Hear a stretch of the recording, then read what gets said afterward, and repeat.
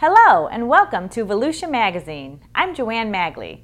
On today's show, Business Beat reporter Michelle Coates will take us around CarTech in Edgewater, a company that refurbishes shopping carts. And then, Public Information Officer Stephanie Strong will show us what goes on during a septic tank inspection. And later in the show, Community Services Director Dave Byron will talk with Jim McNelly, the director of the county's Mosquito Control Division. Those stories, plus the latest news from around the county, coming up on Volusia Magazine.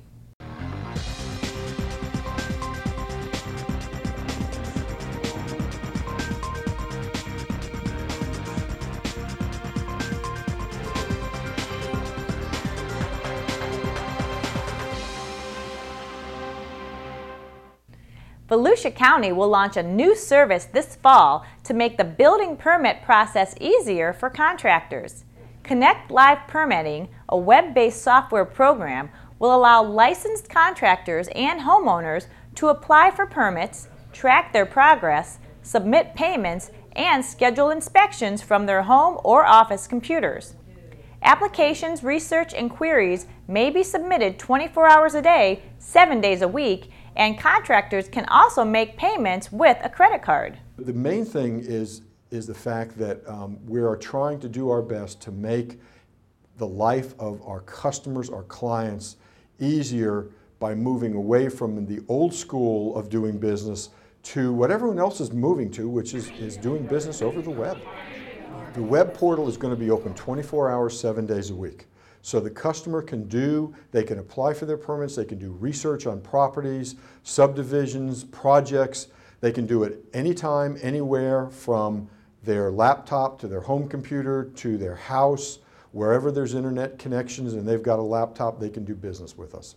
The county's Growth and Resource Management Department recently met with contractors to provide an overview of the program and get their input. I think this program is going to be beneficial because you won't have as much downtime of losing an employee driving on the road. You'll be able to do everything right from your office 24/7. I think it'd be the most helpful to especially the smaller businesses that don't have people that they can spare to do that. Be very timely and very efficient. Contractors and homeowners will be able to use the online tool for a number of services, including scheduling and canceling inspections, obtaining inspection results, and reviewing impact fees, and much more. Volusia County and the city of Ormond Beach are teaming up to expand beachfront parking along Ormond Beach's shores. The county will provide $2.75 million for the purchase and up to $750,000 for the development of Ormond Beach's Andy Romano Beachfront Park on Atlantic Avenue. The county's contribution comes from the Volusia Eco Grant Program and Port Authority funds. This will be Ormond Beach's first beachfront park, and it will be on 600 feet of beach frontage just south of the Millsap Road beach approach. The city of Ormond Beach purchased the 4-acre lot in 2010 and expects to finish construction early next year. When complete, it will provide nearly 200 off-beach parking spaces, a playground, pavilion, and splash park. The city selected a local engineering firm, Zev Cohen and Associates, to design the park, and public input was sought to ensure that the park will reflect the community's vision. The beachfront park is named after the city's own Mr. Beach, Andy Romano, who led the city's first ocean lifeguard crew, ran a beach concession for years, and also worked as a school principal for decades. For more information and construction updates, visit the City of Ormond Beach's website at ormondbeach.org. Did you know you can help make a huge impact on a child's education just by clipping the tops of food boxes? Since 1996, Box Tops for Education program has helped American schools earn more than $475 million. The money can be used for anything: new classroom supplies, playground equipment, musical instruments, and more. You'll notice the Box Tops coupons on hundreds of products, such as cereal boxes, frozen vegetables, and pizza, even household items like paper towels. Simply clip the Box Tops, save them in an envelope or zipper bag, and then send them to school with your child. You can even earn Box Tops for items you buy online. Just like regular Box Tops, these electronic Box Tops are each worth 10 cents. There's no clipping required, and they are automatically credited to your school. Cindy Pinion, president of the PTA of Sweetwater Elementary School in Port Orange, says the Box Tops for Education program is a big boost for the Volusia County school system.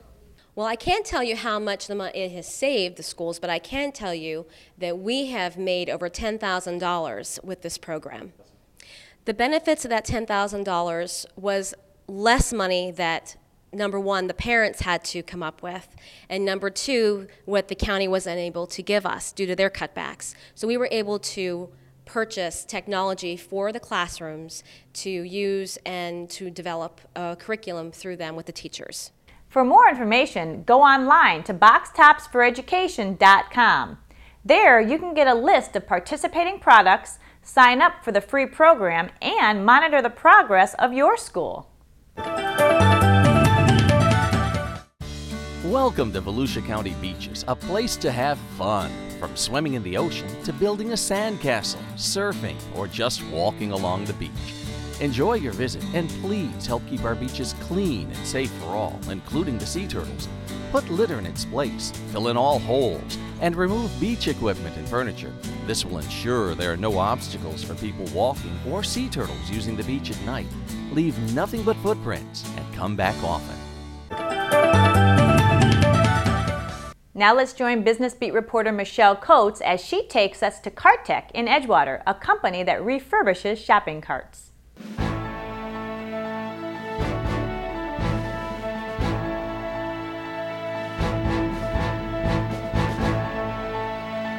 Hi, I'm Michelle Coates with the Business Beat, and today we're in Edgewater with CartTech, where they take old carts and turn them into new. With the cost of steel going up more than 40% in recent years, Pierre Lafleur, founder of CartTech, saw an opportunity to go green while making some green with a new business in Volusia County. CartTech is a refurbishment operation to make old shopping carts, bring them right back to new again. What's the advantages? Well, number one, we can assure that the stuff stays out there, that we are recycling, going green. That's what it's about. So we're reusing the same equipment, we're creating new jobs, and we're saving a whole lot of money for our clients because they're getting literally a new cart for a fraction of the price of a new cart. So that's what we do.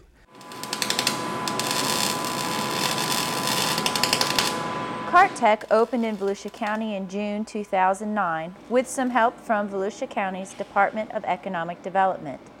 With 19 new jobs to start, the company has the potential to expand to 60 jobs if all goes well over the next 12 to 18 months. They approached me and offered their help. They even offered and organized some kind of a ways to supplement my labor costs, and that's working very well. You know, for training reasons, we use their programs, and it's been very good to us. Essentially, CartTech buys old shopping carts, tears them apart, and refinishes them into new carts at a fraction of the cost of a newly manufactured cart. Over a period of 6, 7, 8 years, depending on what the application is, there's corrosion that gets into it, and there's also, you know, wires that break and wheels get worn. So what we do in our case, we just dismantle down to the bare metal and we shot blast it, so we take away any debris, i.e. coatings, corrosion, whatever. So we've got a solid frame and a solid basket, and then from there we apply the primer, we cure it, we apply a top coat, we cure it, it's powder coating systems, and then we reinstall everything with brand new parts. So in effect, it's a brand new cart. It is literally as good as a new cart. Sounds like a good process to me. What shopper doesn't hate getting the cart with the wayward wheel or squeaky tire? A quality cart at a fraction of the cost. Lafleur is banking on retail businesses feeling the same way. The cost of manufacturing a cart went up by about 40%, almost 50%.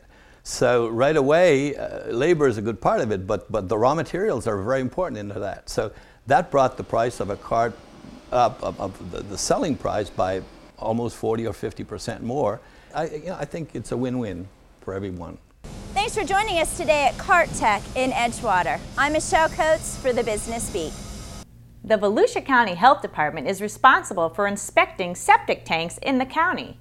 Public Information Officer Stephanie Strong takes us along for an inspection with environmental specialist Kurt Jennings in this segment of Community Health Matters.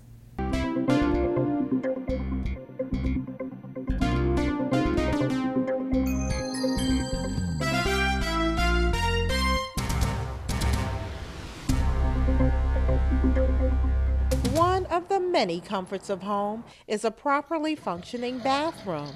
For things to operate smoothly, a home needs a septic system that works. We have almost 100,000 septic systems in Volusia County, and a properly installed and properly maintained system is an excellent way to manage wastewater.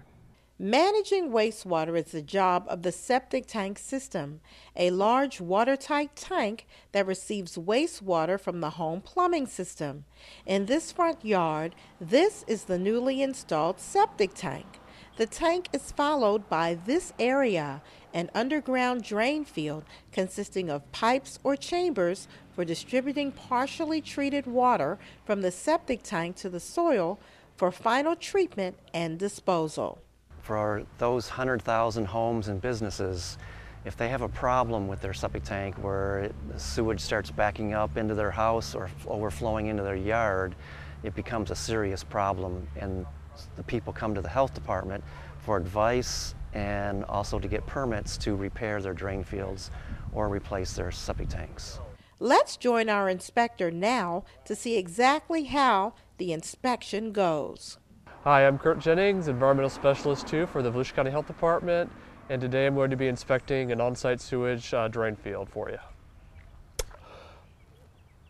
First thing I do is I get out the paperwork and make sure I'm at the right address, and then make sure that the drain field has been installed in the correct location. Okay, what I'm inspecting here now is to make sure that there is a wall in between the tank here, in the tank. It's called a baffle. This is a multi-compartment tank. The water comes in from the house through that side, splashes into the tank, and it's kind of hard to see, but there is a hole in the baffle down here, and that lets water come through to this second compartment. And after the tank starts to fill up, it will come out through the filter port, and the filter will remove any other large particles that might get through the septic tank. Down here on the side of the tank, you'll find the tank legend. What this tells us is who the manufacturer of the tank is and what size the tank is. In this case, this is a Dixie tank, and it is a 900-gallon tank. Now I'm going to measure the setbacks from the septic tank to the building foundation. There needs to be a minimum of 5 feet setback from the building foundation to the septic tank. In this case, they have 12 feet. Now what I'm going to do is measure the square footage of the drain field. In this case, what we have is a 2 drain line trench. There's 1 drain line here and 1 drain line here. I'm going to measure to see how long they are and then multiply the difference.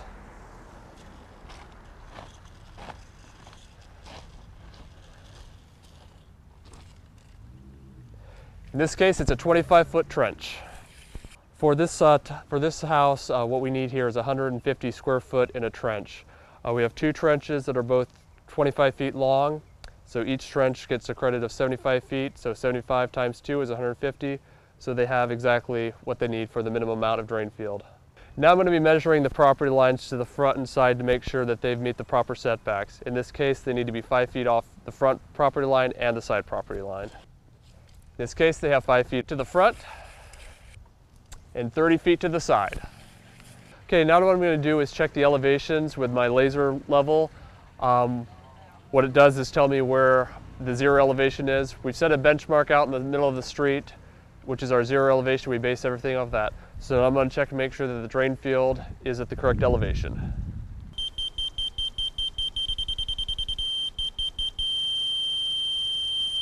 All the elevations checked out, so this drain field has met the permitted elevation, so this one is okay to cover. It's an approved system. Septic tanks contain bacteria that grow best in oxygen-poor conditions. These bacteria carry out a portion of the treatment process by converting most solids to liquids and gases. If the septic tank is working properly, the wastewater which flows out of the tank is relatively clear. Although it still has an odor, it may carry disease organisms. It should flow only into the drain field, never onto the ground surface or into Florida waters. If you own one of the 2.5 million septic systems in Florida, a scheduled inspection could save you time and money. For more information, please visit www.volusiahealth.com. For Volusia Magazine and on behalf of the Volusia County Health Department, your guide to better health, I'm Public Information Officer Stephanie Strong. For more information, please visit volusiahealth.com.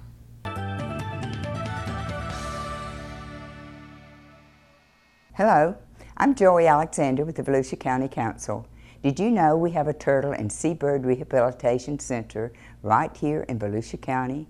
Since opening in 2002, the Marine Science Center in Potts Inlet has cared for thousands of sick and injured sea turtles and birds and released many of them back to the sea.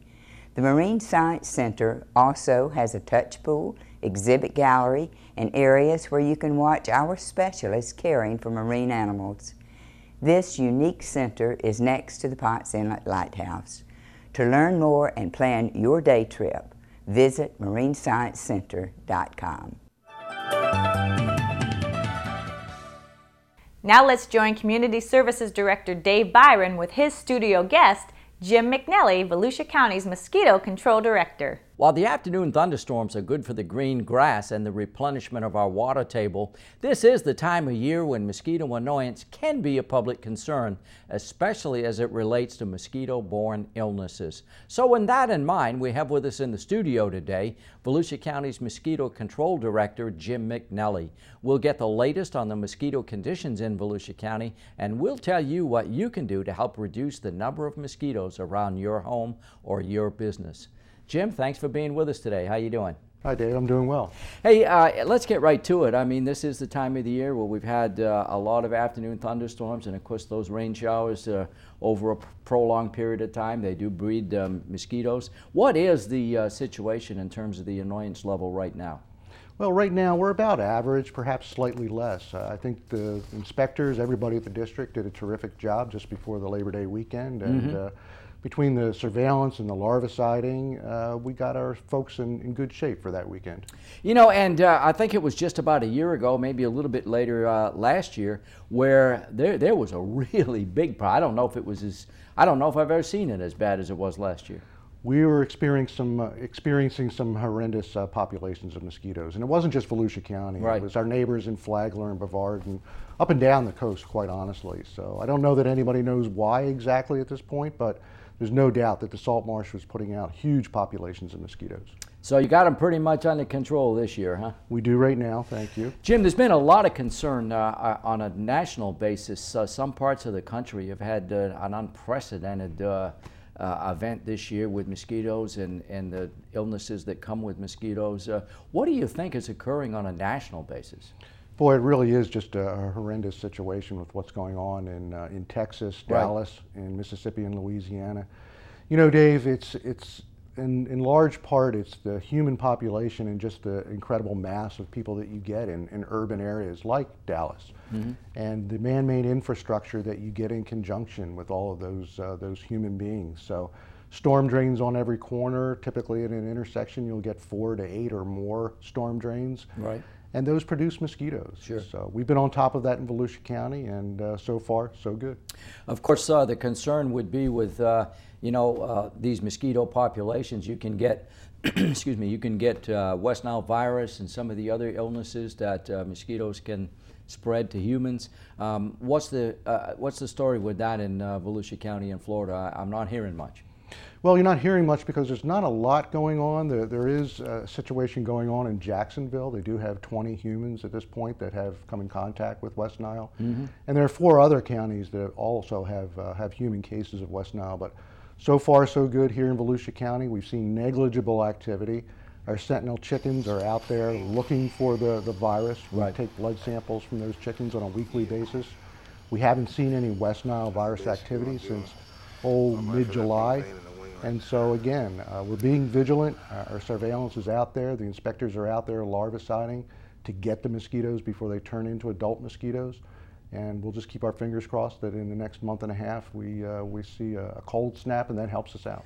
Jim, you just mentioned these sentinel chickens. For those folks out there that don't get the connection with what a sentinel chicken is and these flocks, give us kind of a layman's description of why these chickens are important to your operation. Well, birds are important in terms of amplifying diseases like West Nile virus. So what you look at is the interaction between mosquitoes and birds. And our sentinel chickens are obviously birds that are put in specific locations where there's been a history of involvement with disease, mosquito-vectored disease. And what they are is simply smoke alarms. So we'll go out and we'll take a blood sample from them once a week. We send those blood samples to the State Department of Health. They test it for not just West Nile virus, but several other viruses. Right. We get those results back by the end of the week. And so once a week, we're getting results from these smoke alarms, and based on the results, we can go out and take a look and determine if there's a fire, what size the fire is. And again, so far so good. We're not seeing any type of a fire with West Nile virus or any other viruses here in Volusia County. And of course, what you do with these chickens is perfectly safe and harmless to the birds themselves. Oh, absolutely. They're well maintained. We feed and water them several times a week, and we draw a little bit of blood once a week. And no harm to the chickens at all.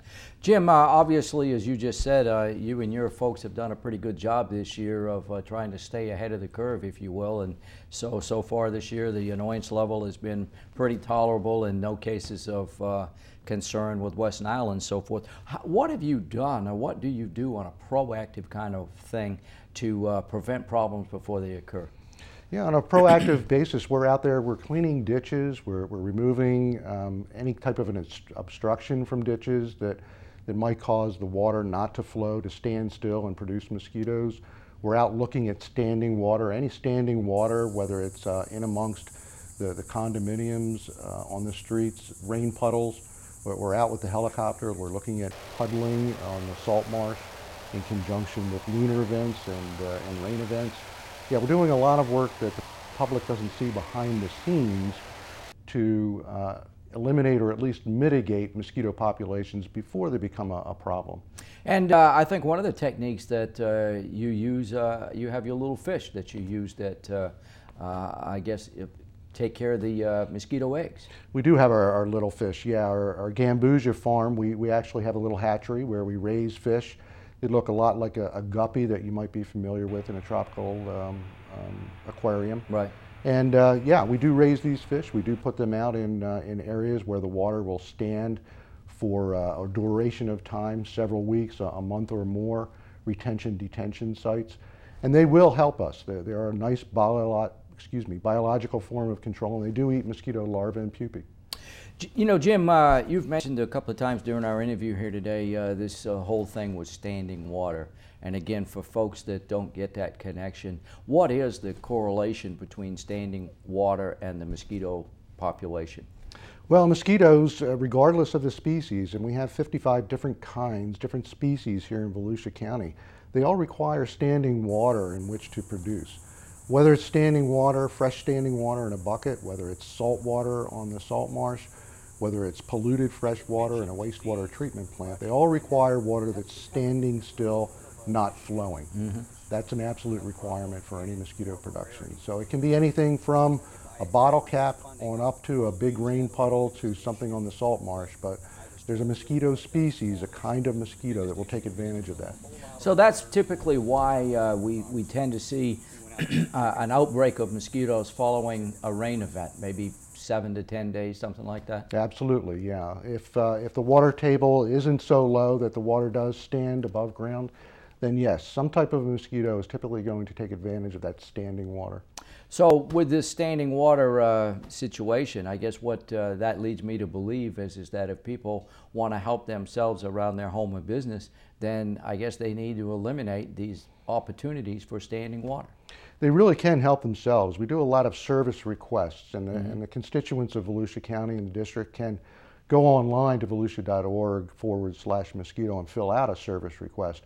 We go to a lot of service requests where residents are complaining about mosquito activity, and it turns out that containers around the individual's home are actually producing mosquitoes. Mm-hmm. It can be anything. It can be, gosh, that bucket. It can be a tire without a rim. It can be a bottle cap. We don't look at gutters, but homeowners should really be looking at gutters and making sure that that water is not standing in the gutter. And those bromeliad plants that fill up. And the bromeliads, a nice plant, pretty plant, but doggone it, they do hold water, Right. and they are capable of breeding several species of mosquitoes. And of course, if people have a complaint or a concern, or they want to maybe get a hold of you, how do they do that? Absolutely, they can call us or they can go online, and we would ask the folks to go online because we do get an awful lot of calls, not just service requests, but calls in general. So if they would go to volusia.org/mosquito and fill out that service request, we'll have an inspector out there within 48 hours. And absolutely no reason for people to be concerned about the chemicals that you use in the fogging trucks and so forth. You're all licensed and all of those products are safe. Not at all, no. All of the products are obviously registered by the EPA. They've gone through a rigorous testing program. All of our folks are professionals. They are all licensed by the state, so no worries at all. No worry for the plant or the pets, huh? Not at all. Well, Jim, I want to thank you very much for sharing the information. I know this has been a busy year for you guys, but it looks like all your efforts are paying off. Well, thank you, Dave. Our guest today, Jim McNelly, Volusia County's Mosquito Control Director. Thanks, Dave, and thank you for watching Volusia Magazine. If you have any questions about our program, just give us a call at any of the numbers you see listed here on the screen. Or you can log on to volusia.org. There, you can watch this show online. Just go to the homepage and click on the Volusia Magazine icon. And don't forget to listen to Volusia Today, Volusia County Government's public information radio broadcast. Volusia Today airs every Tuesday and Sunday mornings on the local radio stations you see here on your screen. Thanks for joining us. For Volusia Magazine, I'm Joanne Magley.